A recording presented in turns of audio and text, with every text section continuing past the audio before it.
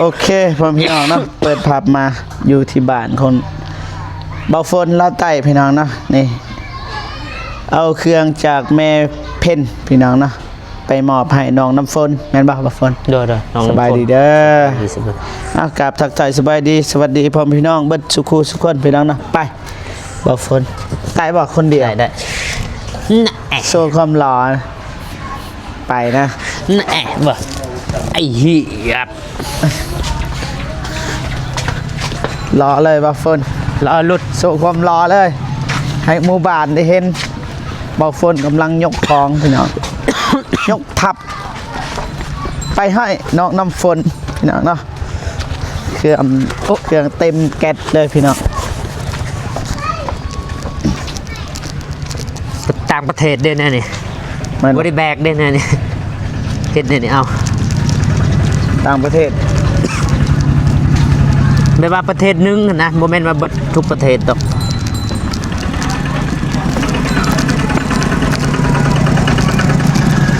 มันบอกใกล้เนาะจากบ้านบาฝนใกล้ กับเฮือนนอกน้ำฝนบ่ ๆแหมรถไฟมาจอด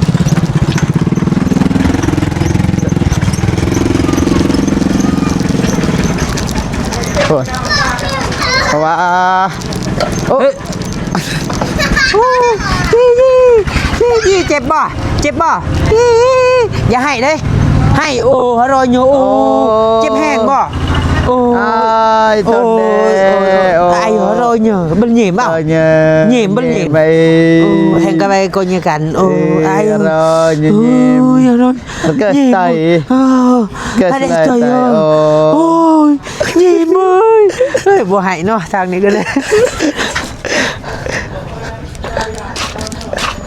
น้องน้ำฝนเห็นยังน้องน้ำฝน ไปเดินมันจะไป เอ้าน้องน้ำฝน เพิ่นสิตบน้ำอาบบน หายตัวไปใช่เลย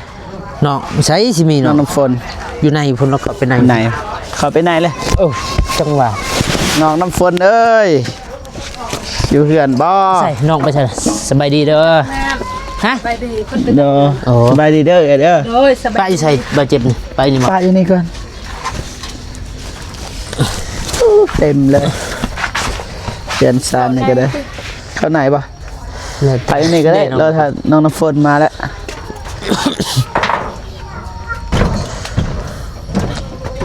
บ่คือนะด้นนะ เนี่ยสบายดีเด้อน้องน้ำฝน สบายดีเด้อ โดยสบายดีเด้อบอกฟังสบายดีเด้อจ้ะลึกสบายดี FC ฟังไทยฟังลาว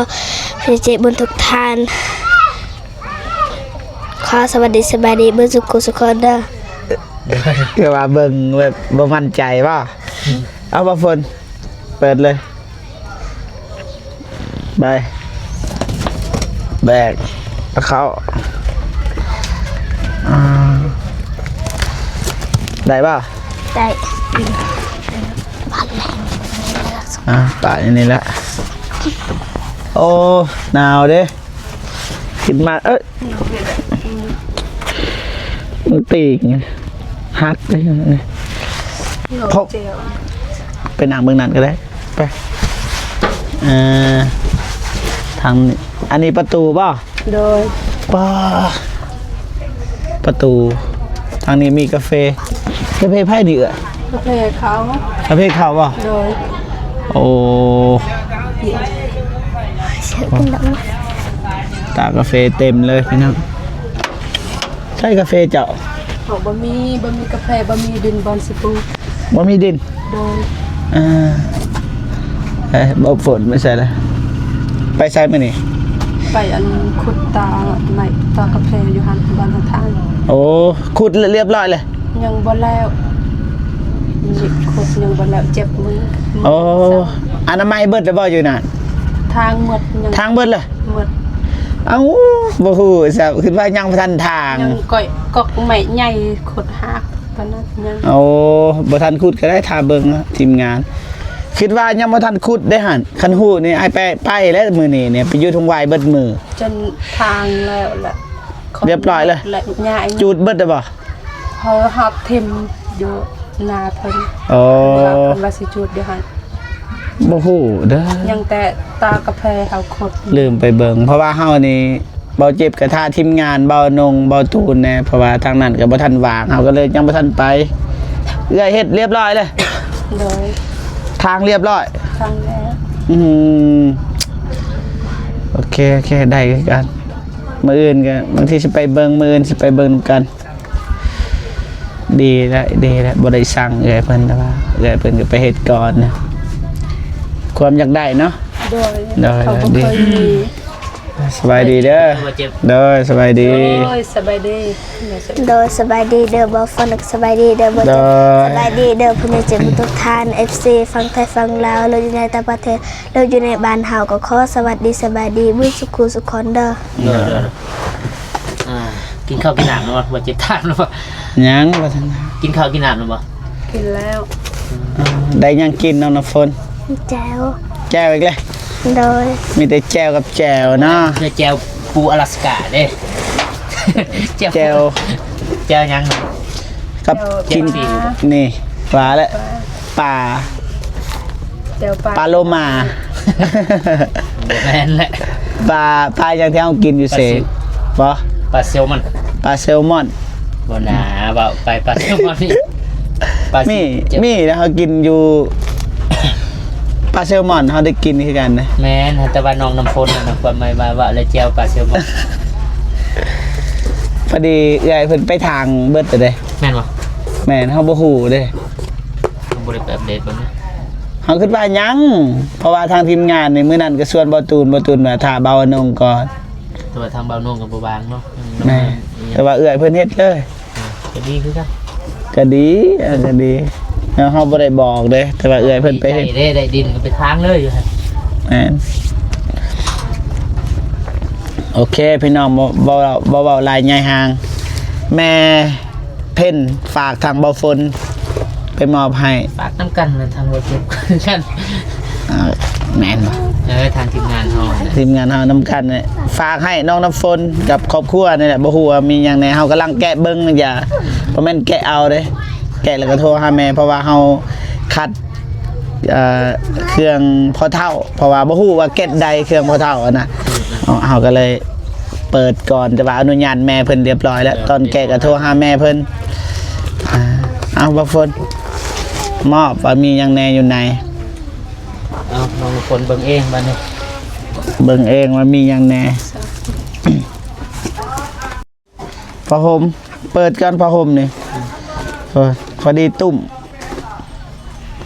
มได้อยู่ยามหนาวแพรงามบ่นอนน้ำฝนแพอ่า แพ้บ่หันแพ้เซตโตบ่ โด แม่ ย นแพรชุดโตอีกอยังนี่ เซตหน้าก็ได้ น้องน้ำฝนจะลองใส่บ่ หมวกแบะบ่ บ่แม่น เออนี่เบิ่ง ยี่ ก่อน นี่เบิ่งกล้องสิได้รูปนี่เรียบร้อย อีกอยังนี่เอื้อยส่ง เขาดีเลย พอดีเอื้อย แม่เราก็เบิ่งว่าฝนก็ได้ใช้คือกันเผืองแม่ฝึกฝา นี่ส่ง เผืองแม่ เถอะถนัดชุดนอนให้แม่น้องฝนน้องทรายก็ได้ แต่ว่าบัดแล้วก็เปิดเบิ่งอีหยัง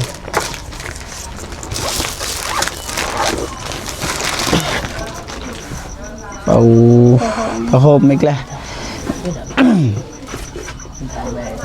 แค่เป็นหยัง เดี๋ยวไป อะไรเดี๋ยวสินะคนนี้ ไป ไหนจะมากู ลาย สิบวันสิบแตะ สินแต่ไม่ยังหัน ยัง แพ้ ลองเบิ่งมัน มีโบยคักแน่มัดด้วยโบพี่นะ แพ้เลยแพ้เสร็จหน้าเนาะ ไปเช็ดหน้า ก็ได้ เช็ดตัวที่เสือให้น้อง พอได้พอดีนอกนุ่งแล้วว่าลูกหลานตัวนี้สีงามอยู่ตัวนี้สีดินนะ ลายเนาะ ไอ้เฮ้ย ตอนนั้นเศร้าเลยบาฝนคือว่า มันเป็น เป็น ไงนี่ เป็นอีก เสื้อตัวนี้งามเลยนะแต่มันเป็นแบบแตงกันน่ะ เบิดเลยวะ ว่า เครื่อง เจ็บ กีฬา เสื้อ ขยี้ใบ ใจบ่แม่น ขยี้ใบ นี่ยังขยี้ใบ บ่ฮู้ ใส่ นะ เบิ่งขยี้ใบบ่หรือขยี้ใบใส่เบิ่ง ขยี้ใบนั่นแหละ ขยี้ใบแบบเขาขยี้นั่นนี่เนาะ บ่ฮู้ แล้วที่ตะกอดาบ่มี นี่ เก็บ ลาย กล่องอีกคืนอีกคันอยากเก็บ มักบ่ มัก มักเบิด โดย คิดว่ามักแต่ตัวเดียวก็เสียมือเอามือใส่ เลยนะ เอาเบิดเลยมาใส่คืน เสื้อเมื่อ บ่ใส่คืนแล้วก็ปะ บ่ ใส่ปะใส่เต็มเลย เอาไว้ที่มันเป็นบ่ตกพักคันบ่พักเต็ม เต็ม มีมันเมียงได้จังได๋เรื่อง เพื่อนเต็ม ขอบใจเด้อ เด้อน้องน้ำฝนเอ้าฝากขอบอกขอบใจขอบบุญขอบคุณ แม่เพนเด้อ แม่แพน เด้อจากฝั่งไทย ขอบอกขอบใจเด้อแม่แพนอยู่พังไทย ขอให้แม่แพนทองอยู่ดีไม่แห้งความเจ็บอย่าได้ความขยันมีขอให้ลำเลยรวยปรารถนาสิ่งใดก็ขอให้ได้สิ่งนั้นเด้อขอบใจเด้อทั้งบ่เจ็บบ่ฟอนเด้อ เด้อได้แล้วจะบังคับน้อง เอาไว้ทางล่างก็ได้ตัวนี้เอาดึงทางล่าง บ่ได้มันสะดวก โอ้ยเต็มเลยเขื่อนนี่แก๊สหนึ่งเต็มเลยคัน5แก๊สนี่แห้งแล้วเต็มเลยจะอยู่ไกลกันนะนี่เข้าเข้าภายนี่ ขอบบ่เตียงให้ เบาเตียงมาให้ป่ะกินมาทันเบิดเดี๋ยวดีแล้วกินประหยัดป้าตู้เซฟอยู่เทิงใน หีบเนาะ หีบทางเฮาเอินหีบ ไทยก็น่าจะเอิ้นหีบเนาะ ป้า FC FC FC บ่เจ็บบ่พระเจ้าบ่ฝนบ่ FC ไพ่ เจ้าโดยซอ น้องสายไปใส่ บ่ฮู้ น้องซื้อหยังลืม ตา น้องมนตาซื้อคือซื้อผู้หญิงมืออื่นไปใส่มืออื่นเอ้ย ดูคือกันบ่สบายเพราะว่าไปคดอีกอยู่คน ไปคุดอีก เด้อ เฮาก็บ่ได้ไปเบิ่งนะมืออื่นไปเบิ่งนะ เด้อ ไปซอย เลยมื้ออื่นอ้ายเพิ่นมาบ่จักเนาะ ไอเตียงมา แม่น มาแล้วมืออื่นเพราะว่ามื้อนี้ฮอด ตอนแรงในฮอดมื้ออื่นก็บ่ต้องไปใส่ก็ได้มีแต่กันเฮ็ดเวียกบ่ได้ก็บ่สบายก็อยู่มีแต่ไปอยู่แถวดินนี่แหละเฮาก็สิไปอัปเดตมื้ออื่นคันบ่ขามาบ่เหยียบพี่บ่ขามาบ่เหยียบ เลยยาครับไปห้องน้ำนั่น ไปมื้อนี้บ่ เมื่อวาน เมื่อวานนั้นเบิดเท่าใด บ่สบายเป็น เจ็บกดแซมปลายมันติดนี่อีกอยู่มา เจ็บเป็นหยังเจ็บแอว บ่ฮู้กันเจ็บอยู่นี่เพิ่นบอกไปส่องไฟบ่มีไปส่องบ่ได้ส่อง บ่ได้ซองซ้ำ เด้อ ไปซองกระบวนเขาแต่งเฮาบ่ได้ซองพุ่นอยู่แขวง ทุกแควกเฮาซองเท่าใดบ่ฝน จังหวัด เรื่องของเฮา เสียเท่าไหร่ก็บ่แพงนะเสีย จังหวัดคันมันบูดหมู่บ่ได้วางยาก็สมมุติว่าซองแล้วเป็นนะเป็นพญาตัวนี้น่ะมันก็แพงหมู่วางยาให้เด้แต่ว่าซองแล้วบ่มีหยังจักเซฟซื้อๆก็บ่แพงเขียนค่าซองสิบ่เท่านั้นแม่นบ่ น้องน้ำฝนบ่ได้ไปซอยแม่บ่มื้อนี้ ไปเฮียน ไปเฮียน โดย แสดงว่าแม่คนเดียวบ่ โดยมันเดียวรับ เด้ออันนี้ไปโรงเรียนเนาะ เสื้ออุ่นก็บ่ใส่แห้งหนาวอีกได้เสื้อแล้วก็หามาใส่บัดนี้เนาะ ใส่ที่ทรงขาสั้นน้องน้ำฝนสไตล์ผู้ชาย ขาวเบิดแล้วบัดนี้พญานาคมีอยู่จริง ดังนั้นมันเป็นบ่ฝนจักสิว่าแล้วเรียนซ่านก็ประมาณนี้ แต่มื้ออื่น เนาะ สิไปอัปเดต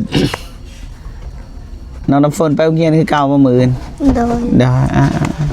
ไป ล่าสุดเฮามาเมื่อไหร่เนาะ เฮานี่ ด้นแล้วเนาะ คลิป โดยสัก คลิปเดียวคลิปจะมีดแล้วคลิปที่2ที่เฮาไปมอบข้าว เฮานี่มายามเทื่อนึงตั้งแต่เฮาเคยไปนำกันน่ะมายามแบบส่วนตัวน่ะ อ๋อ เทื่อเดียว อืมผู้สิทายหยังบ่ฝน คือกันแล้วมันสิทายทั้งหนองมันมืดแล้วตอนนี้ มืดตึบ เบิ่งในกล่องคือบ่อยากมืดสิว่าอย่างน้อย จักสิเว้านั่นใดก็คือ เดี๋ยวเมื่อยแน่นะ ก็คือเฮาไปถ่ายคลิปน้องบองนั่นน่ะเฮาบ่ฮู้สิเว้าหยังเฮาก็เลยเว้าไปเลย โดยที่บ่ได้คิดหยังแต่ว่าเฮาเว้ามันก็เลยมีประเด็นขึ้นมาเนาะ FC เขาก็บ่มักนะคือแบบนี้แหละก็บ่จักสิเว้าบ่จักสิถาม เรามาหมอบเครื่องเลย เอามาเครื่องเรียบร้อยแหละไม่แต่เอาเครื่องมาให้ เบิดแต่สำนักคันมาตอนน้องแล้วนึ่งข้าวนึ่งน้ำนี่ก็โอเคแต่ว่าเฮาก็มาสาไปบ่เห็นตอนกินข้าวซ้ำ ซาไปหูอยู่บ่เพิ่นตลกในจังหน่อยทางนี้เกือกเลยชีบ่เจ็บแล้วตามมา FC นี่แหละเฮือนซานหนองน้ำฝนเนาะที่ว่าดินนี่ดินจ่ายเบิดแล้วบ่ฝนบ่ได้ไปนำมื้อนั้น จ่ายเบิดเฮ็ดเบิดใบเบอร์หยังแล้วเบิด ร้อยเบิดเนาะ แม่น เดี๋ยวจะงบบัดนี้เนาะ งบน้ำบ่อนง8ล้าน แต่ล้าน แม่น น้ำบ่เจ็บเลย บ่มี ยังบ่มีเนาะ บ่น้ำเฮาบ่มีพี่น้อง ยังบ่เจ็บ น้ำบ่ตูนนี่มี10ล้านแต่ว่าเฮาไปจ่ายแล้ว จ่ายดิน จ่ายค่าดินเรียบร้อยแล้วก็ยังแต่เรือแต่บ่อนง8ล้านเพราะว่าเงินในเตียงเรามอบให้5ล้านแต่ว่ามีอีกผู้ใหญ่ใจบุญอีกซอยต้องบ่อนงอีก3ล้าน โอ้เป็น8ล้านเนาะ เป็น8ล้านแสดงว่านี่ มีเงินแล้ว8ล้านบ่ฮู้ว่าสิซื้อหยังก่อนนะซื้อหยังแบบซื้อหยังที่บ่มีก็ซื้อบางทีซื้อเสาไว้ก่อนประมาณนั้นแหละสิเฮ็ดเทือนก็มีแฟนสิเฮ็ดเทือนก็บ่ใหญ่ประมาณ5x6 เพื่อนน้องหันเท่าไหร่5คูณ6บ่ ครัว เจ็ด ครัว6x7 เม็ดหนึงประมาณนั้นแล้วเนาะ แม่นน้องหานใหญ่หนิดนึงแต่ว่าน้องหานใหญ่กว่าน้องกระเดยอีก อืม ใหญ่กว่าน้องกระเดยประมาณอยู่มาฮอดน้องกระเดยแต่ว่าน้องกระเดยก็ใหญ่เด้แล้วเทียบไซส์นี้มันก็นี่ และเบิ่งเฮือนน้องสภาพข้างในยามฝนเนี่ยก็อุกแล้วกลางคืนก็นอนบ่หลับเลย บ่ต้องอุกหรอกมีงบเลยสิเฮ็ดเลย เพราะว่าปัจจุบันนี่นะ บั มั ด นบ่ทันได้เฮ็ดบัดยามแดดก็อุกอีกฮ้อนอีกกลางเว้นนี่อยู่บ่ได้หรอก อยู่ได้ อยู่ได้อยู่มันฮ้อน แต่มันฮ้อนเพราะว่ามันต่ำๆนี่ บ่อยากอยู่แล้วมันฮ้อนเขาไปอยู่นอกดีกว่าแต่ว่าบางคนมักก็บางคนมักฮ้อนก็อยู่ได้ บางคนมักเย็นก็อยู่บ่ได้ยามฮ้อน ที่จริงเนี่ยเป้าหมายของเฮาก็คือแบบว่าซื้อดินให้มันได้ก่อนหนึงเฮือนเอาไว้ทีหลัง แต่ว่า ซื้อดินเพราะว่านี่เป็นดินของน้องชายเอื้อยเพิ่น โดย บางทีมือใดที่น้องชายเพิ่นมาก็เอื้อยก็ย้ายเลยแบบนั้นนะแล้วย้ายไปแต่ว่าตอนนี้ได้ดินเรียบร้อยก็ดีไม่ได้ทางบว่าถ้ามีงบเนี่ยเฮาสิเฮ็ด เฮือนใหม่เลยหรือว่าบ้านใหม่ให้เอื้อยกับน้องน้ำฝนนี้ อืม น่าจะมีนะคิดว่าถ่ายเตียงเพราะว่าเตียงเราก็มาแล้วเด้มื้ออื่นก็บางทีเตียงไปอัปเดตก็น่าจะมีคนละแบบซอยๆกันนั่นแหละหลายคนซอยกันมันก็ได้ประมาณนั้นแหละพี่น้องเฮาก็บ่จักสิซอยหยังไม่ได้มาถ่าย ไทย ถ้ามีผู้ใหญ่ใจบุญช่วยเหลือก็ยินดี เป็นสะพานบุญให้ แต่ถ้าบ่มีเขาก็มาอัปเดตน้องเพิ่นนั่นแหละซอยๆกันอัปเดตเตรียมไว้แห่งหลายคนหลายอัปเดตแห่งดี บางทีตอนนี้ผู้ใหญ่บ่เห็นบางทีอัปเดตมื้อหน้าผู้ใหญ่ก็เห็นนะผู้ใดอยากซอยเหลือน้องเพิ่น คือเฮามาทายต้นน้ำอิฐแล้วเขาบ่เห็นเนาะ แม่น วันนี้เขาเห็นเขาก็ซอย แต่เฮาบ่ทายมื้อนั้นก็บ่มีคนเห็นมันบ่ได้ดินซ้ำประมาณนั้นแหละเฮาทายเฮาก็ซ้ำเฮาซอยคือกันสิซอยกันบางทีมื้อนี้บ่มีมื้ออื่นมีว่าบ่ได้ ที่เราเห็นคลิปเฮาแล้วเราไปให้ใส่บุญผู้อื่นมาซอยก็เป็นการดีคือกันเนาะ แม่นซอยน้ำผู้ใดก็ได้บุญคือกันซอยน้ำบ่เตียงก็ได้น้ำบ่อนงบ่ตูนบ่โกผู้วงได้เบิดได้บุญสำเก่าเฮานี่ มันก็ดีคือกันถ้าเขามาฝากนำเฮาดีย้อนหยังครูบอเฮาสิบ่ต้องเสี่ยงนะยันเงินเสียนี่เฮามีแต่ไปอัปเดตก็ดีคือกันเนาะ หาเงินนำเฮาแล้วหลักล้านห่วยยันเงินเสียจะเฮ็ดจังได๋บ่ฝน โอ้บ่เห็นบ่เห็นนะ เป็นเงินเสียเฮ็ดจังได๋คันอยู่นำเฮา เป็นนะคำที่สอง สอบบ่ น่าได้มีหาจะได้มันได้ บ่ที่จริงแล้วบ่อยากให้เงินมันเสียแต่คันมันเสียแล้วมันบ่งาม บ่มีไผหรอกอยากให้มันเสีย บ่ตัวอย่างว่ามันเสียเฮาก็บ่กล้าว่ามันเสียเฮาต้องหาให้ได้ไวที่สุดเท่าที่เฮ็ดได้นะ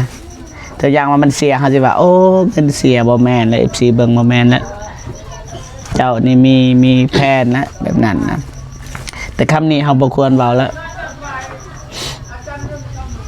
โอเคบัดนี้กลับบ่บัดนี้ ตัดแล้วมือคันเบาเจ็บแห่งไก่ย่างมือเอาจัง